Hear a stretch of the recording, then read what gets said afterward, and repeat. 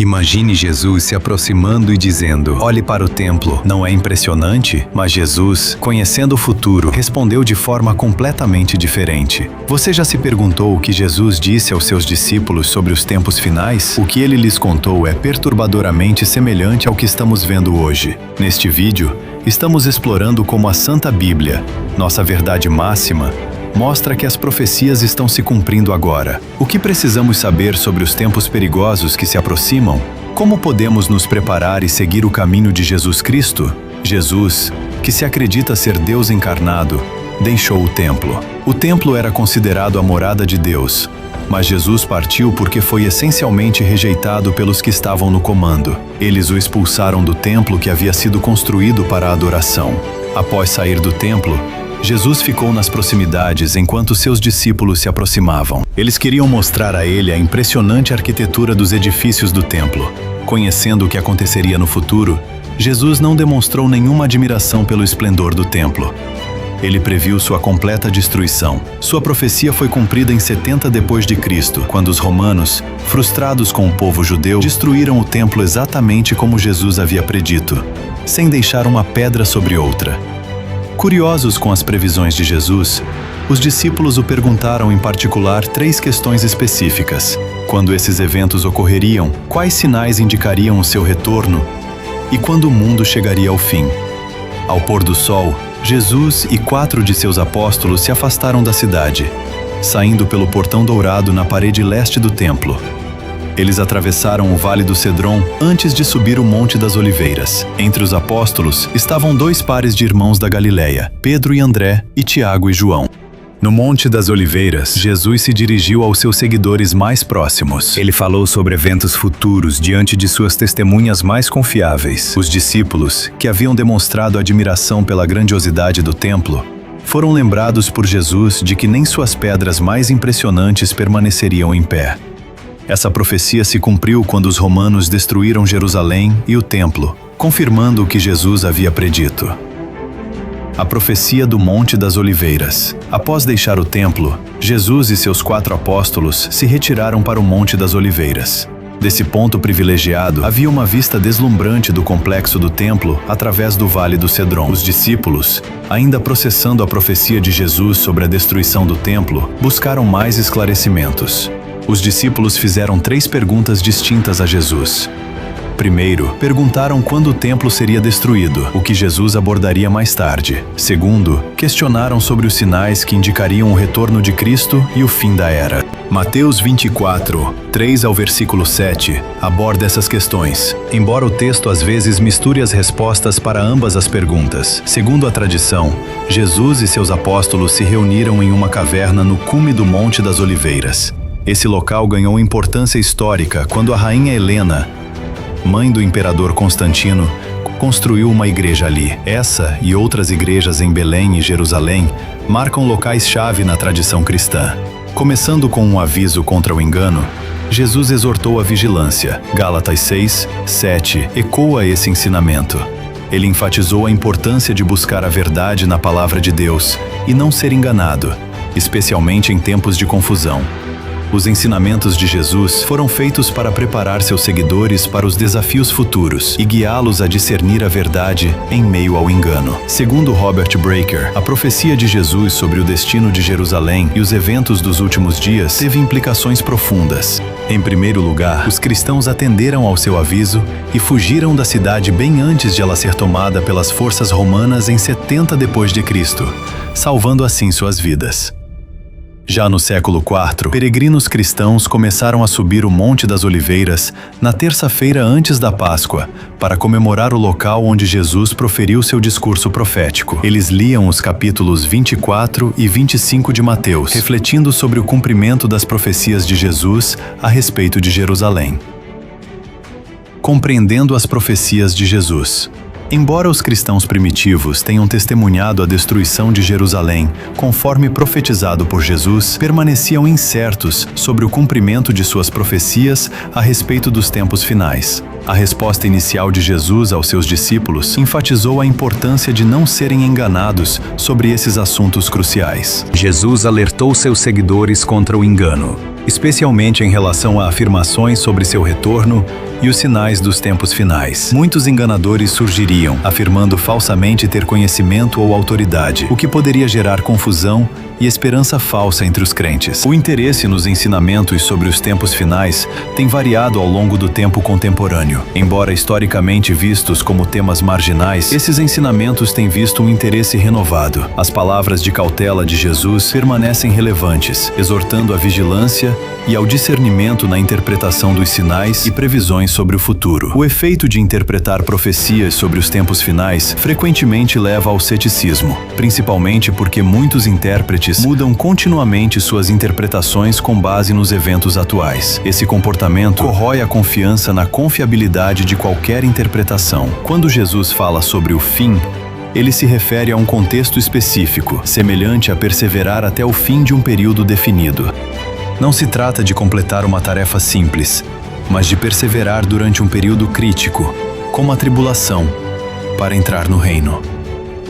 Em debates contemporâneos, alguns aplicam mal esse princípio, sugerindo que perseverar até o fim pelo esforço pessoal garante a salvação, semelhante a caminhar até o final do quarteirão para ser salvo. Essa interpretação equivocada entra em conflito com os ensinamentos de Paulo sobre a salvação pela graça e a segurança eterna para os crentes selados com o Espírito Santo.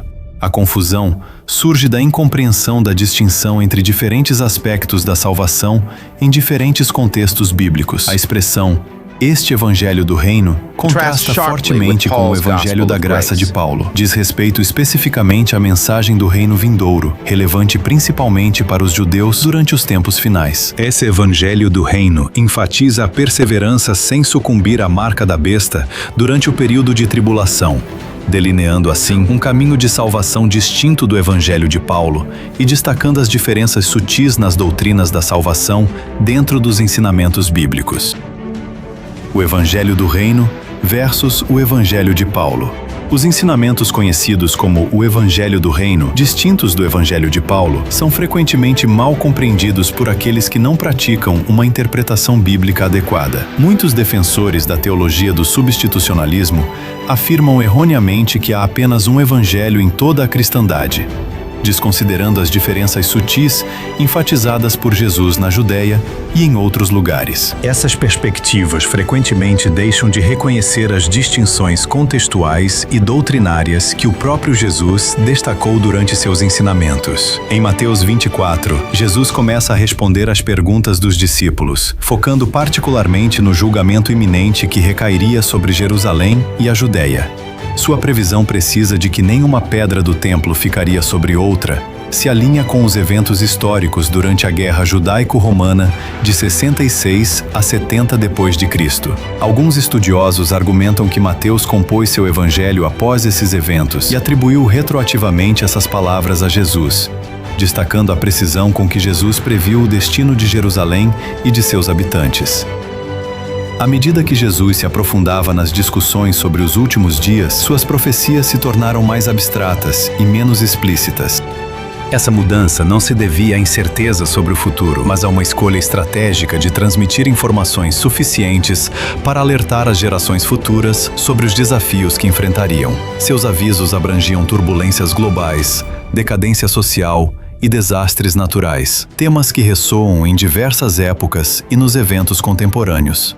Os ensinamentos de Jesus também incluíam previsões de fenômenos naturais extraordinários, como sinais celestiais e maravilhas nos céus e na terra. Esses sinais, incluindo sangue, fogo e vapores de fumaça, foram previstos como manifestações que precederiam eventos significativos. Segundo as interpretações de Robert Breaker, essas ocorrências cósmicas e terrestres indicam mudanças fundamentais na história humana, refletindo tanto a grandiosidade quanto a gravidade da profecia divina. Em Mateus 24, 29, Jesus fala de perturbações cósmicas. Logo após a tribulação daqueles dias, o sol escurecerá, a lua não dará a sua luz, as estrelas cairão do céu, e os poderes dos céus serão abalados.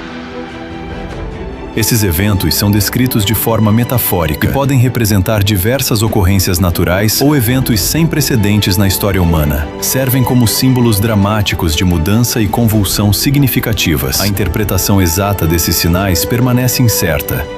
Podem simbolizar desastres naturais, eventos cósmicos, ou até mesmo as convulsões causadas por conflitos humanos. As imagens evocam cenas que a mídia moderna às vezes captura, lembrando eventos catastróficos vistos na televisão ou online. A profecia de Jesus sugere que a verdadeira compreensão virá por meio da orientação espiritual e da conexão com o Espírito Santo. Mateus 24, 31 enfatiza a importância de se manter em lugares santos e ser guiado pelo Espírito Santo para compreender essas verdades profundas. É essencial interpretar esses versículos em seu contexto específico. Jesus aborda o período de tribulação e os eventos que precedem sua segunda vinda, enfatizando particularmente o contexto judaico e os desafios enfrentados pelos crentes durante esse tempo. O versículo 30 descreve o clímax desses eventos. Então aparecerá no céu o sinal do Filho do Homem, e todas as tribos da terra se lamentarão, e verão o Filho do Homem vindo nas nuvens do céu, com poder e grande glória. Esse versículo aponta para a segunda vinda de Jesus, que contrasta com a interpretação comum do arrebatamento encontrada no versículo 31. Compreender esses versículos requer uma interpretação bíblica cuidadosa, conhecida como reta divisão, que esclarece a distinção entre ensinamentos destinados a diferentes públicos e épocas. Essa abordagem revela que as palavras de Jesus em Mateus 24 dizem respeito principalmente ao público judeu e ao futuro período de tribulação, sendo distintas dos ensinamentos sobre a igreja e o arrebatamento. Mateus 24, 31 afirma: "E ele enviará os seus anjos com grande sonido de trombeta, os quais reunirão os seus escolhidos dos quatro ventos, de uma a outra extremidade dos céus." Esse versículo é frequentemente associado ao conceito de arrebatamento, em que os crentes se reúnem para encontrar Jesus Cristo. No entanto, o contexto e as imagens aqui sugerem uma compreensão mais ampla. O versículo 32 introduz a parábola da figueira, símbolo tradicional de Israel, e o brotar de seus ramos significa um tempo de prontidão ou cumprimento. Essa conexão implica que os eventos descritos estão intimamente ligados ao destino e à restauração de Israel, em vez de uma reunião universal de todos os crentes. A reunião dos eleitos poderia metaforicamente se referir ao reagrupamento dos crentes judeus durante um tempo de grande intervenção divina, como durante os eventos que cercam Armagedon ou o clímax do milênio. Essa interpretação se alinha com os temas proféticos a respeito da restauração de Israel e do julgamento final. Antes do versículo 31, Mateus 24, 29 discute sinais cósmicos: o sol escurecendo, a lua não dando sua luz e as estrelas caindo do céu. Esses sinais, emprestados das profecias do Antigo Testamento, como Isaías 13, 10, simbolizam eventos cataclísmicos e o julgamento divino. O versículo 30 retrata a aparição dramática do Filho do Homem nas nuvens, ecoando Daniel 7, 13 a 14. Essa imagem significa um evento de grande importância, em que todas as tribos testemunham o retorno de Cristo com poder e glória. Ela simboliza o clímax do julgamento de Deus e o estabelecimento de seu reino. A linguagem apocalíptica de Jesus se assemelha a eventos históricos e expectativas proféticas. Ela enfatiza a intervenção divina, a convulsão cósmica e o triunfo final da justiça de Deus sobre o mal. Esses temas são fundamentais para compreender os ensinamentos escatológicos de Jesus em Mateus 24. Mais adiante, em Mateus 24, 31, Jesus descreve um chamado de trombeta que anuncia a reunião do povo escolhido de Deus de todos os cantos da terra. Esse versículo marca uma transição do foco específico na destruição iminente de Jerusalém e do templo para uma discussão mais ampla sobre os sinais que indicam o fim dos tempos. Os versículos 32 e 35 afirmam a iminência desses eventos, com Jesus declarando ousadamente que esta geração não passará sem que todas essas coisas aconteçam. Essa afirmação se alinha perfeitamente com o contexto histórico da destruição de Jerusalém e do templo, que ocorreu aproximadamente 40 anos após a profecia de Jesus, bem dentro da vida daquela geração. No entanto, A interpretação se torna mais complexa ao considerar os versículos 29 e 31 no contexto da segunda vinda de Cristo. Se esses versículos se referem ao seu retorno, a afirmação de Jesus sobre esta geração pareceria um desafio, uma vez que a segunda vinda ainda não ocorreu mais de 2 milênios depois. Essa discrepância levou muitos comentaristas a manter que os versículos 29 e 31 se referem principalmente à destruição de Jerusalém e do templo, em vez de um cumprimento literal do retorno final de Cristo. A afirmação de Jesus sobre a incerteza do momento exato, aquele dia e hora ninguém sabe, Mateus 24, 36, sublinha o mistério que envolve os eventos escatológicos. Sugere uma revelação divina contínua e a prerrogativa do Pai de divulgar tais informações no momento determinado. Apocalipse 1:1 confirma isso, declarando que Deus deu a revelação a Jesus Cristo para mostrar a seus servos o que em breve deve acontecer. Essa revelação contínua indica que o plano de Deus para os tempos finais se desenrola progressivamente, de acordo com sua vontade soberana. Apocalipse 3:3 enfatiza ainda mais o tema da prontidão e vigilância entre os crentes. Lembra-te, pois, do que recebeste e ouviste, guarda-o e arrepende-te. Se não vigiares, virei como ladrão, e não saberás a que hora virei sobre ti. Em Mateus 24, 36, Jesus enfatiza a incerteza em torno do momento exato de seu retorno. Mas acerca daquele dia e hora, ninguém sabe, nem os anjos dos céus, nem o Filho, senão o Pai.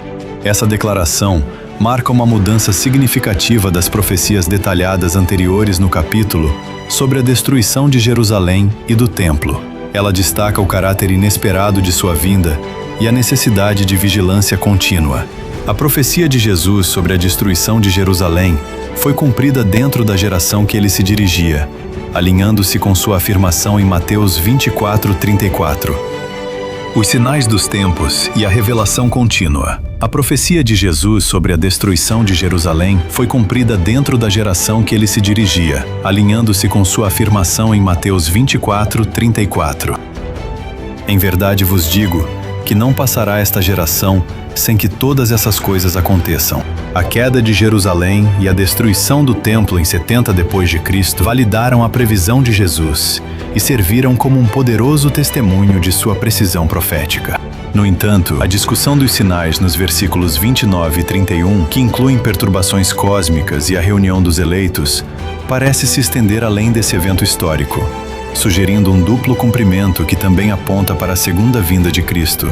O livro do Apocalipse desenvolve ainda mais esses temas, descrevendo um período de 1260 dias, Apocalipse 11:3 e 12:6, associado aos eventos dos últimos tempos. Esse período, frequentemente interpretado como 3 anos e meio, está ligado à Grande Tribulação. Se fosse possível determinar a data do arrebatamento ou da Batalha de Armagedon, seria teoricamente possível calcular o outro evento, adicionando ou subtraindo 1260 dias.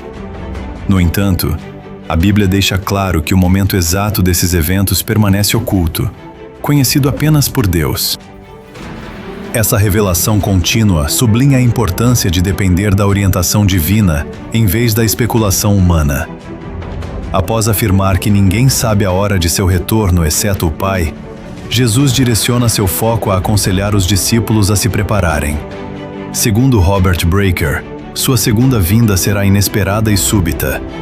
Portanto, todos os esforços devem ser feitos para estar prontos. O retorno de Cristo será tão incomum e inesperado quanto o dilúvio nos dias de Noé, sem paralelos ou padrões que o anunciem. A referência a Noé nos versículos 37 e 39 nos ajuda a entender os versículos seguintes. O dilúvio varreu a massa da humanidade, mas Noé e sua família foram poupados. Isso implica que é possível se preparar para o retorno de Cristo no fim dos tempos, vivendo uma vida de obediência à palavra de Deus, em vez de tentar calcular a data. Segundo algumas interpretações, há apenas 2 tipos de pessoas nesse contexto: os preparados e salvos e os despreparados e perdidos. Os versículos 40 a 41 transmitem essa noção com 2 imagens breves de homens e mulheres realizando suas atividades diárias. Um será levado e outro ficará. A distinção não é de trabalho ou situação, mas de preparação. Nenhuma informação é fornecida sobre para onde cada grupo é levado. O propósito dessas passagens não é responder a todas as nossas perguntas, mas destacar o contraste marcante entre os que estão preparados e os que não estão. O versículo 43 enfatiza o caráter inesperado da aparição de Cristo. Esse versículo compara o retorno de Cristo a um ladrão que entra em uma casa. Se o dono da casa soubesse quando o ladrão viria, teria ficado de guarda e não teria deixado a casa ser arrombada. Essa analogia sublinha a importância da vigilância constante e da prontidão para o retorno de Cristo. É hora de nos prepararmos. As mensagens das Escrituras enfatizam a importância da vigilância, da obediência e da preparação constante para o retorno de Cristo. O que acha do último sinal do arrebatamento, que prova que o fim dos dias está próximo? Comente abaixo e inscreva-se para mais conteúdo.